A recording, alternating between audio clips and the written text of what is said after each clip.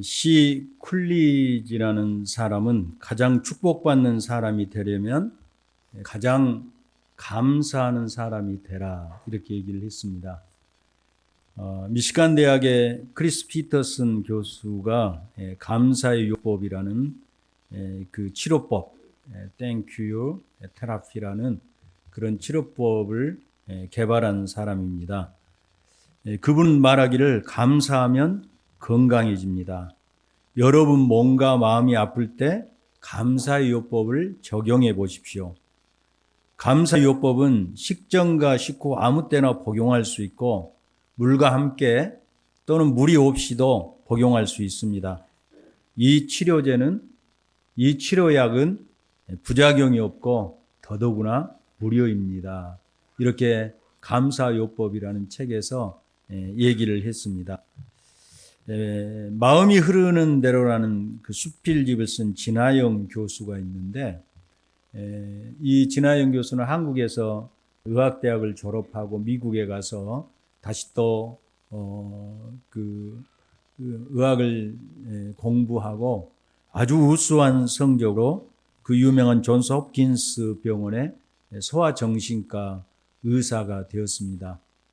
얼마 지나지 않아서 갑자기 온 몸에 통증이 심해지고 그 다음에 움직일 수도 없고 힘든 병이 찾아왔는데, 그 원인만 찾아내는데도 6개월이 걸렸는데 완치가 없이 평생 마치 혈압을 관리하듯이 관리해야 될 그런 병입니다. 그런데 침대에 누워 있으면서 TV로 불치의 병에 걸린 사람의 그 보도를 보면서 이대로 있어서는 안 되겠다 그러면서 쓴 수필집이 바로 마음이 흐르는 대로라는 그런 수필집입니다. 그분이 그 감사를 통한 생각의 전환이라는 얘기를 하는데, 그는 의학적으로 이렇게 설명을 했습니다. 현실은 노답이다. 그러니까 현실은 정말 상황이 어렵고 힘들고 감당할 수 없는 일, 장벽이 있고 장애가 있어서 내가 뛰어넘을 수 없는 상황, 어디 하나 탈출구도 없고 비상구도 없고 조그만 틈도 없이 참 빛이 세워놓은 공간이라도 있었으면 숨이라도 쉴 수 있을 텐데 그렇게 할 수 없는 상황이 될 때 어떻게 하느냐? 억지로라도 감사를 찾아내고 감사한 척을 하라. 억지로라도 감사한 척을 하라는 것입니다. 그러면 어떤 일이 일어나냐면 머릿속에 시상하부라는, 그러니까 몸의 대사를 조절하는 그런 뇌 부분이 활성되면서 세라토닌은 우울증을 치료하는 뇌의 분비물입니다. 세라토닌이 증가하고 그 다음에 도파민은 우리에게 즐거움을 주는 것이죠. 긍정적인 그런 마음을 주는 그런 뇌 분비물이죠. 도파민의 수치가 올라가서 신경 물질이 전달되고 기분이 좋아지고 그리고 더 감사할 수 있게 된다는 겁니다. 의학적으로 설명한 것이죠. 그래서 I am 복덩이, 나는 뭐다? 복덩이다. 그러니까 상황이 변화되지 않았는데도 불구하고 나는 참 복 있는 사람이다. 그러니까 어떤 사람은 이렇게 말을 했습니다. 감사라는 것은 상황은 변화시키지 못해도 무엇은 변화시킨다고 그랬죠? 태도는 변화시킨다. 이렇게 얘기를 하고 있습니다. 오늘 본문 말씀에 우리가 너무나도 잘 알고 있는 말씀이죠. 범사에 감사라. 이는 그리스도 예수 안에서 너희를 향하신 하나님의 뜻이라. 이렇게 말씀하고 있습니다. 범사라는 것은 무슨 얘기입니까? 영어로 말하면 바로 모든 것, everything, 무엇이나 다, 이런 얘기입니다. 모든 것에 무엇이나 다, 이런 얘기고, 어떤 영어 성경은 all circumstances 이렇게 번역하고 있습니다. 모든 환경 속에서도 이렇게 번역하고 있습니다. 저는 여기다 한 가지 더 덧붙여서 always, 무슨 말입니까? 언제나 항상 감사라는 것입니다. 그러니까 범사는 바로 전도서 3장 2절에 8절에 보면 만사 범사가 다 기한이 있고 때가 있다고 말씀하고 있는데 두 가지, 13가지를 말하고 있습니다. 날 때가 있으면 죽을 때가 있고, 그러니까 날 때도 감사하고, 물론 그때는 감사하지 못하겠지만 죽을 때도 어떻게 하라고요? 감사하고, 심을 때가 있으면 심은 것을 뽑을 때도 있고, 그 다음에 죽일 때가 있으면 치료할 때도 있고, 건강을 잃어도 감사하고 치료함을 받아도 감사하고, 헐 때가 있으면 세울 때가 있고, 울 때가 있으면 웃을 때가 있고, 슬퍼할 때가 있으면 춤출 때가 있으며, 즐거울 때도 감사하고 우울하고 고통스러울 때도 감사하고, 돌을 던질 때가 있고 또 돌을 거둘 때가 있고, 안을 때가 있으며 안을 때를 이제 멀리할 때가 있으며, 찾을 때가 있으며 잃을 때가 있고, 지킬 때가 있으며 버릴 때가 있고, 찢을 때가 있으면 꼬맬 때가 있고, 잠잠할 때가 있으면 말할 때가 있고, 사랑할 때가 있으면 미워할 때가 있고, 전쟁할 때가 있으면 평화로울 때가 있다. 그러니까 이 모든 상황 속에서도 오늘 범사라는 말은 감사하라는 것입니다. 내가 뛸 듯이 기뻐할 일이 있으면 당연히 하나님 앞에 감사하고, 내가 정말 뭉개지고 완전히 이지러져서 마치 쓰레기같이 구겨져서 사람들로부터 버림을 당하면 그때도 감사하라고 말씀하시는 것이 바로 범사라는 얘기입니다. 그리스도인이 감사하는 것은 하나님을 사랑한다는 절대적인, 하나님을 신뢰한다는 절대적인 신앙 고백의 표입니다. 그래서 시편 50편 23절에 감사로 제사를 드리는 자가 나를 영화롭게 하나니 그의 행위를 옳게 하는 자에게 내가 하나님의 구원을 보이리라, 이렇게 말씀하고 있습니다. 감사로 하나님 앞에 예배 드리는 것, 이걸 다시 반대로 표현하면 우리가 오늘 예배를 드리고 있는데 감사함으로 예배를 드리지 않으면 누가 영광을 받으시지 않는다고요? 하나님이 영광을 받으시지 않는다는 것입니다. 그러니까 우리가 하는 모든 일에 감사가 전제되어야 한다고 말씀하고 있습니다. 하지만 우리 지난 10개월 반에 우리 삶을 생각해 보면 정말 내가 하나님 앞에 범사에 웃을 때도 슬플 때도 고통스러울 때도 즐거울 때도 몸이 아프고 힘들어서 치료받고 참으로 뼈가 쑤시고 간절히 아플 때에도 이게 다 나아서 내가 반듯하게 걸 때도 모든 일에 범사에 감사했는지 생각을 해보면 정말 감사하기가 어렵다는 것을 알 수 있습니다. 제가 지난 주일날 2주에 걸쳐서 하루에 몇 번씩 감사하자고요? 10번씩. 근데 제가 이 말씀을 준비하면서 내가 너무 기대치가 높고 너무 내가 무리했다 생각이 들어요. 10번씩 감사하신 분 손 들어보세요. 한 번도 감사하지 않고 아마 지나가신 분들도 있을 것입니다. 그래서 원수는 옛말에 뭐에 새긴다고요? 돌에 새기고, 은혜는 뭐에 새긴다고요? 물에 새긴다는 말이 있습니다.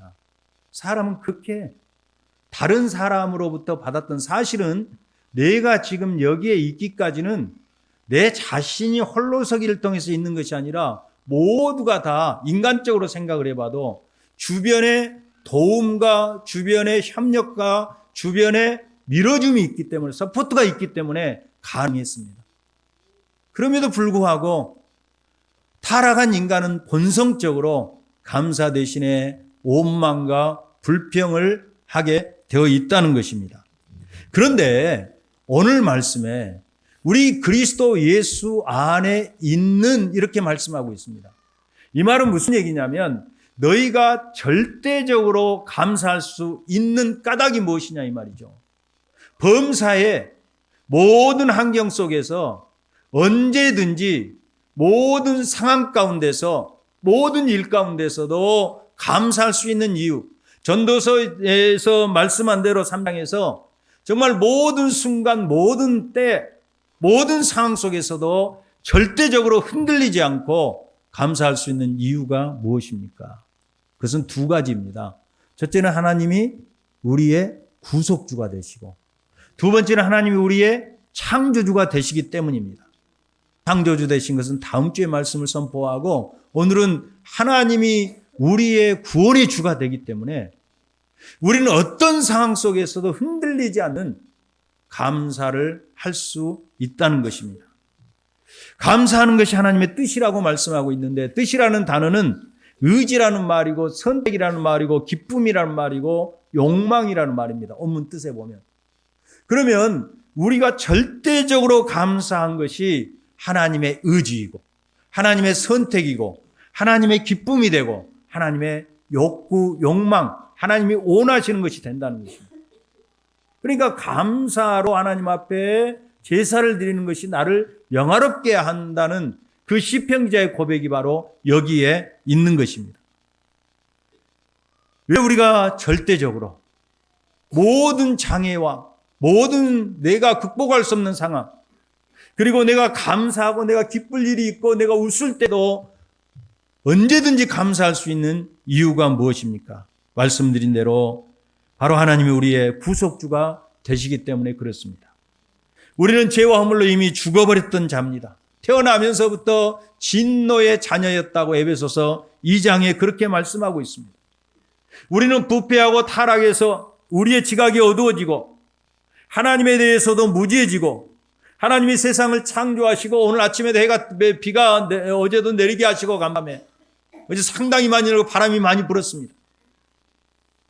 그리고 오늘 하루를 시작게 하시고 오늘 하루를 마무리하게 하시고 2002년을 허락하시고 2022년을 마무리하게 하신 그분이 창조주 하나님이 계신다는 것을 사람들은 다 압니다. 그런데도 의도적으로 거부합니다. 왜? 우리의 지각이, 영적인 지각이 우리가 부패하고 타락해서 어두워지고 하나님에 대해서 무지하기 때문에 그렇습니다. 타락했기 때문에 의도적으로 마음이 굳어져서 하나님의 생명에서 떠난 자들입니다. 그리고 불순종의 아들들 가운데 역사하는 사탄, 공중 권세 잡은 자를 따라 사는 그런 자들이었습니다. 자입니다. 그러면 이런 자들의 궁극적인 바로 목적지는 어디입니까? 사람이 죽은 것으로 끝나면 얼마나 좋겠습니까? 죽음이 자연스러움이라면 장자가 말했듯이 장자는 자기 어머니가 돌아가셨을 때 북을 치고 춤을 추면서 너무너무 무의자연 그냥 흐름이에요. 그게 한 가정이지 다른 것이 아니에요. 그러니까 가정에서 가정으로 끝나는 것이기 때문에 슬퍼할 이유도 없다는 거예요. 자살을 생각하는 사람들이 왜 자살을 생각합니까? 죽음 후에는 모든 것이 죽음으로 끝나고 더 이상 고통을 당할 이유가 사라진다는 것 때문에 사람들은 자살을 극단적인 선택을 선택하는 겁니다. 상황을 극단적인 일을 선택하는 겁니다. 그런데 그렇지 않습니다. 사람은요, 죽음을 두려워하는 것이 죽음은 자연스러운 것이 아닙니다. 만일에 장자가 말한 대로 죽음이 자연의 한 일부 과정이고 그냥 스스로 흘러감이라면 죽음을 두려워할 이유가 없어요. 진화론자들이 말한 것처럼 우리 사람이 우연히 생겼다가 긴 역사의 과정을 통해서 유인원이 되고 그 다음에 유일한 호모사피엔스가 되어서 세상의 문명을 건설할 수 있는 존재가 되었다면 우리는 죽음을 하등 두려워할 이유가 없습니다. 왜? 우연히 생겨서 우연히 이제 없어지는 것이기 때문에 그렇습니다. 그럼에도 불구하고 사람은 죽음을 두려워하고 죽지 않으려고 하는 것, 병원에서 물질의 병을 선고받으면 제발 선생님 나를 살려주세요. 이렇게 말하는 것은 무엇 때문입니까? 하나님께서 흙으로 사람을 지으시고 흙집 안에 영원히 죽지 않는 영혼을 주셨기 때문에 그렇습니다. 그래서 타락한 사람, 하나님의 생명에서 떠난 사람들은 죽음 후에 심판이 있다는 것을 다 의식하고 그 잠재의식 안에 그 영혼 안에 그것이 지워질 수 없도록 새겨져 있다는 것입니다. 한 번 죽는 것은 사람의 정한 이치요. 그 후에는 무엇이 있어요? 심판이 있다고 말씀하고 있습니다. 하나님의 생명에서 떠난 자들은 영원한 지옥에 들어가게 됩니다. 그 지옥은 물 한 방울의 자비도 얻을 수 없는 것이고 구더기도 죽지 않는 것입니다. 그리고 예수 그리스도가 다시 강림하실 때에 흙집에서 사람이 왔고 흙집 안에 영혼이 가둬져 안에 있기 때문에 영혼은 지옥으로 가고 육신은 한 줌의 흙으로 티끌로 사라지지만 주님께서 다시 강림하시면 육체와 영혼이 부활해서 둘째 사망, 꺼지지 않는 불, 유황못에 던져지게 된다는 것입니다. 이게 우리 사람의 궁극적인 마지막 종착역이고 목표 지점입니다.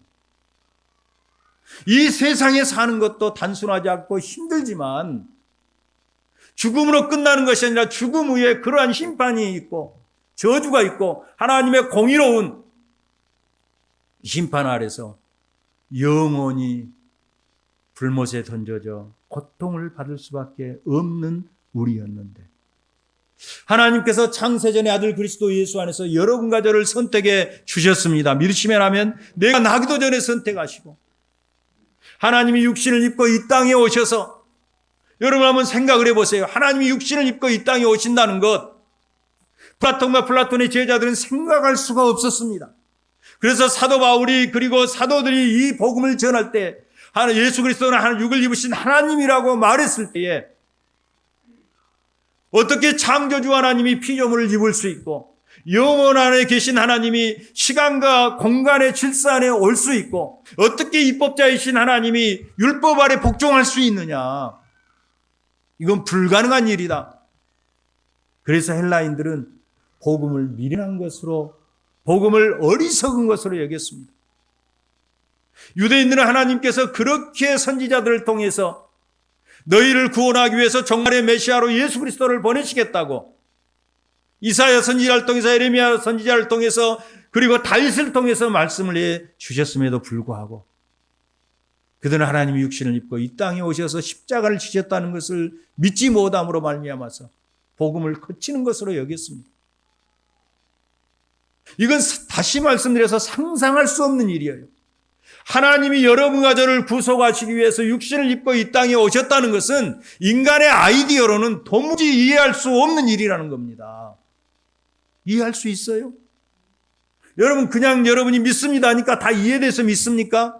어떻게 성육신의 신비, 하나님이 육신을 입은 창조주 하나님이 사람이 되신 것, 우리와 같이 혈육을 입으신 것을 상상할 수 있습니까? 불가능한 일이에요. 그런데 여러분과 저를 지옥의 형벌에서 구속하시고 진노의 자녀되었던 우리를 구속하셔서 천국 백성 되게 하시려고 육신을 입고 이 땅에 오셨다는 것입니다. 그리고 그것만도 이해할 수 없는데 그것만도 우리가 감당할 수 없는데 점과 흠이 없으신 죄 없으신 그리스도께서 우리를 위해서 우리를 대신해서 그래 여러분 주보 앞면 보신 분 보세요. 뭐라고 그랬습니까? 원래는 다 뭐라고 적어졌어요? 내 몫인데 내가 그런 십자가형을 받고 엘리 엘리 라마 사막다니 아버지 어찌하여 나를 버리십니까? 하나님이 얼굴을 돌려버리셨습니다. 공중에도 빛을 잃었습니다. 그런데 주님께서 내가 당할 그 죽음과 정죄를 십자가에서 다 받으시고 보배로운 피를 흘려서 여러분과 저를 죄에서 속량해 주셨습니다. 할렐루야. 이 은혜가 여러분과 제가 받은 은혜이고 이 사랑이 여러분과 제가 받은 사랑입니다. 그뿐 아니에요. 거기서 그친 것이 아니라 주님께서 부활하셔서 그 영원히 썩지 않는 부활의 생명을 우리에게 허락하시고 부활의 첫 열매가 되셔서 우리의 낮은 몸이 그리스도의 영광스러운 몸처럼 부활될 것을 보증해 주셨습니다. 이것이 영생이고 이것이 하나님 나라의 생명이에요. 여러분과 저는 죽을 육체를 가지고 있고 이 흙집 썩어질 육신을 가지고 있지만 장막집 같은 육신을 가지고 있지만 우리 안에 영원히 썩지 아니할 부활의 생명 영생이 있는 줄 믿으시기 바랍니다. 이 생명이 우리 안에 있어요. 이 생명이 이런 은혜를 주셨어요. 이게 얼마나 기가 막힌 일이에요. 거기에서 끝나는 게 아니에요. 여러분 구약 백성들은 모세가 아브라함이 하나님을 아버지라고 부른 적이 있습니까? 부른 적 없어요. 우리는 다 아브라함이 우선이잖아요. 영적인. 그런데 그 위대한 그 훌륭한 아브라함도 하나님 앞에 가서 아버지라고 부른 적이 없어요. 그러면 이스라엘 백성들의 구원을 이룬 모세는 어떻습니까? 그 엄청난 능력을 행한 모세도 하나님을 아버지라고 불렀어요? 못 불렀어요? 못 불렀어요. 그러면 하나님의 마음에 합한 다윗은 그렇게, 여러분 시편 다윗의 찬송을 보세요. 그 고통 속에서 하나님의 구원을 바라며 찬송한 찬송시, 하나님께서 구원해 주신 것을 감사하면서 부른 그 시들, 얼마나 다윗이 아름답게 하나님을 섬겼습니까? 그런 다윗도 하나님을 아버지라고 부를 수 없고, 하나님의 마음을 가장 닮은 선지자 에레미야도 하나님을 아버지라고 부를 수 없었습니다. 그런데 하나님께서 아들 그리스도의 영이신 성령을 우리 가운데 보내심으로, 아들 그리스도의 영이신 성령으로 말미암아 하나님을 아빠, 아버지라고 부르게 되었습니다. 할렐루야. 이게 우리가 받은 구원이에요. 그리고 하나님도 너는 내 자녀라, 너는 내 아들이라, 너는 내 딸이라고 그렇게 우리에게 말씀해 주셨어요.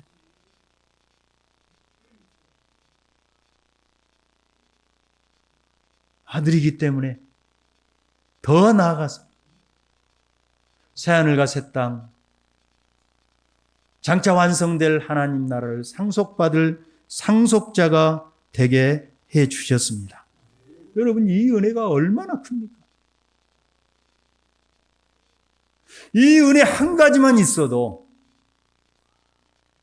우리는 어떠한 상황 속에서도, 어떠한 환경 속에서도 하나님 앞에 감사할 수 있다는 것입니다.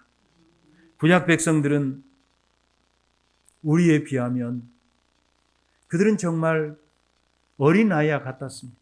오늘 우리 애나 나와서 참 감사해요. 어떤 처녀가 나왔는가 했더니 애나가 저렇게 커서 왔는데 지금 어른 설교를 못 들고 저리 갔잖아요. 왜? 아직 어리기 때문에. 여러분들은 설교가 좀 길어도 딱 버티고 앉아 있잖아요. 예, 내가 설교 길다고 인상 써 목사님 얼마나 마음이 상할까. 판단력이 있지요. 그런데 여러분 중에 그런 분은 한 분도 안 계신 줄 압니다. 아이고, 목사님 설교 좀 길게 했으면 좋은데 오늘 이렇게 빨리 끝냈지. 아마 여러분이 다 그렇게 생각하고 계실 줄 믿습니다. 또 제가 그런 착각을 해야 설교를 열심히 잘할 수 있지요. 구약 백성들은요, 성막 가운데 하나님의 임재를 그들의 눈으로 목격했어도, 성전이 완성될 때 하나님의 임재, 영광의 임재가 드러나서 감히 서서 예배를 드리지 못하고 무릎을 꿇고 그 영광을 똑바로 쳐다볼 수 없어서 고개를 숙이고 하나님 앞에 예배를 해서도 그들은 그림자 가운데 있었다. 빛으로 말하면 우리는 정말 이 밝은 태양과 같은 빛 아래에서 살고 있다면 그들은 호롱불이나 촛불 같은 데서 하나님을 섬기는 구원 역사에 있어서 장성하지 못한 초등학생과 같은 그런 자들이었습니다. 그래도 그들은 얼마나 하나님 앞에 감격스럽게 찬송했습니까? 너희는 여호와께 감사하며 그의 이름을 불러 아뢰며 그가 행하신 일을 만민 중에 알지어다. 역대상 16장 8절에 이렇게 고백하고 있습니다.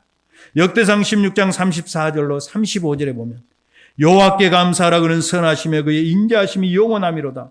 너희는 이르기를 우리 구원의 하나님이여 우리를 구원하여 만국 가운데서 건져내시고 모으사 우리를 주의 거룩한 이름을 감사하며 주의 영광을 높게 하소서 할지어다.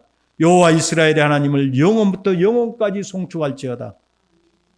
모든 백성이 아멘하고 여호와를 찬양하였더라. 구약 백성들은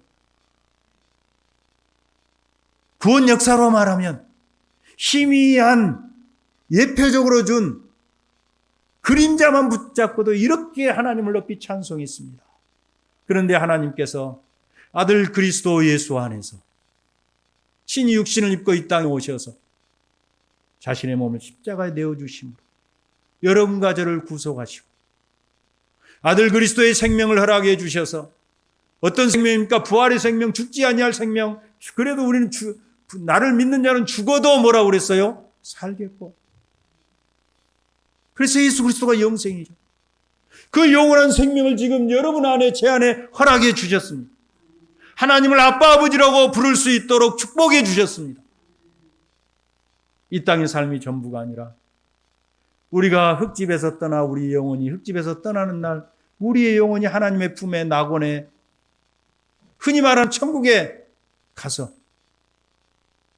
참 평안과 기쁨과 즐거움 가운데 하나님을 예배하다가 주님 다시 강림하시는 날 우리의 육체와 영혼이 함께 부활해서 완전한 그리스도의 몸으로, 신령한 몸으로, 강한 몸으로, 썩지 아니할 몸으로, 영광스러운 몸으로 부활해서 새하늘과 새 땅을 유업으로 받아서 하나님을 섬기게 될 것입니다.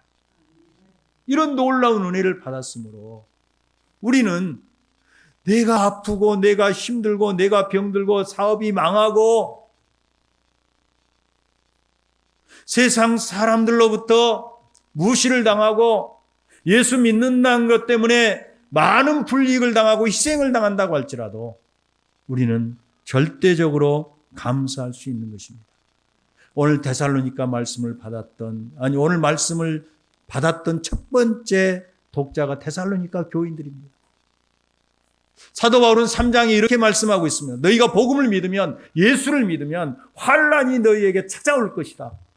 그런데 실제로 그들은 예수를 믿었더니 환난이 찾아왔습니다. 박해가 왔습니다. 현대에 있어서 물질 문명이 발달하고 물질이 점점 하나님 자리에 올라서는 이 시대에 예수 믿는다는 것 때문에 죽임당할 수도 있고, 예수 믿는다는 것 때문에 여러분 목숨을 내어놓을 수도 있고, 예수 믿는다는 것 때문에 경제 공동체에서 소외당해서 파산당할 수도 있고, 예수 믿는다는 것 때문에 여러분이 사는 사회 공동체에서 앙따를 당할 수 있고, 예수 믿는다는 것 때문에 감옥에 갈 수도 있고 매를 맞을 수도 있습니다. 예수 믿겠습니까 하면 얼마나 예수님이 나의 생명이시고 나의 구주시고 예수님이 나를 위해서 십자가를 지시고 나를 구속해 주신 것을 내가 믿습니다라고 고백할 수 있을지 잘 모르겠습니다. 현대 그리스도인에게 이런 데살로니가 교인 같은 일이 일어난다면 얼마나 교회 안에 남아있을지, 얼마나 십자가를 든든히 붙잡고 나는 어떤 박해 속에서 감사하며 살겠습니다라고 흔들리지 않고 여지부동하게 하나님만 섬기겠습니다라고 고백할지 잘 모르겠습니다. 여러분 바라기는 여러분과 제가 다 데살로니가 교인들처럼 그렇게 하기를 주님의 이름으로 축원합니다. 그런 기쁨으로 하나님의 말씀을 받아서 모든 우상을 버리고 사시고 참되신 하나님 앞에 나와서 믿음의 역사와 사랑의 수고와 소망 중에 인내했다고 말씀하고 있습니다. 그리스도의 강림을 바라보면서 소망 가운데 그 박해와 환난과 어려움과 감옥에 갖는 것과 매맞는 것과 경제 공동체에서 소외당해서 앙따당해서 파산당하는 것을 그들은 기꺼이 감내했다고 말씀하고 있습니다. 그런 그들에게 사도 바울은 다시 한번 채찍질을 가합니다. 범사에 감사하라. 이는 그리스도 예수 안에서 너희를 향하신 하나님의 뜻이니라. 사랑하는 성도 여러분, 추수 감사주의를 맞이해서 한 주간 동안 여러분과 제가 정말로 하나님께서 그리스도 예수 안에서 나를 구속하신 은혜 때문에 감사를 회복할 수 있기를 주님의 이름으로 축원합니다. 시편 116편 8절에 보면 주께서 내 영혼을 사망에서 내 눈을 눈물에서 내 발을 넘어짐에서 구원하셨도다. 그리고 이어서 8절에 내게 주신 모든 은혜를 내가 무엇으로 보답할까? 내가 구원의 잔을 여호와에 들고 여호와의 이름을 부르며 여호와의 모든 백성 앞에서 나는 나의 서운한 것을 갚으리로다. 내가 무엇으로 여호와께 보답할까? 여러분, 감사함으로 보답할 수 있습니다. 그래서 여러분에게 부탁드립니다. 일주일 동안 삼삼을 해봅시다. 삼삼하게. 3번씩 감사할 수 있기를 바랍니다. 아침에 일어나서 밥 해야지.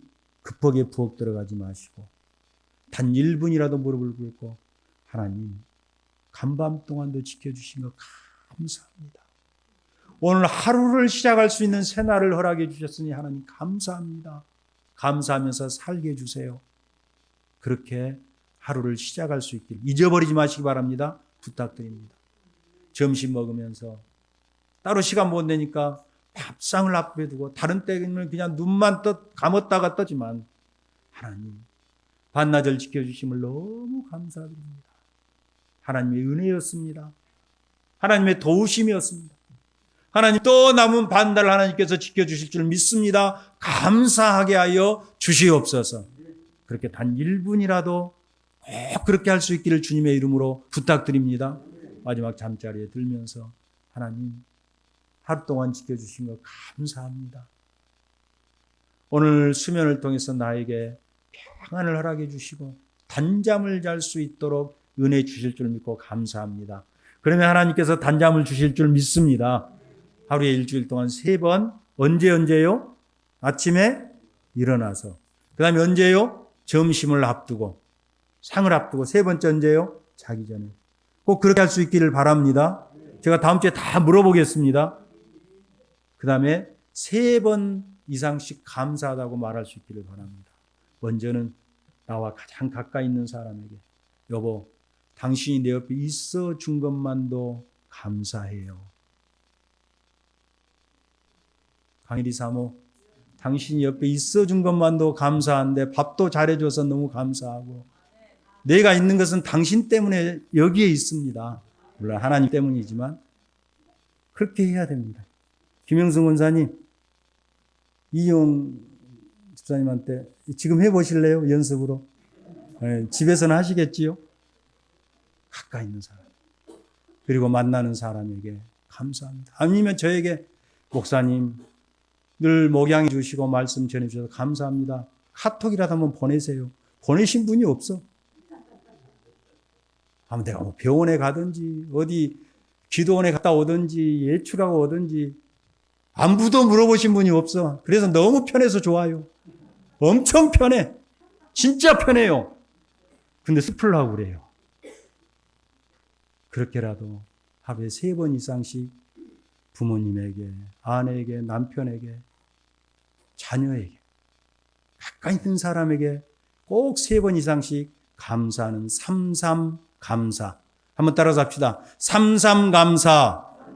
참 삼삼하지요? 그렇죠? 그렇게 감사해서 다음 주에 감사의 전리품을 가지고 추수감사주의를 맞는 여러분과 제가 될 수 있기를 주님의 이름으로 축복합니다.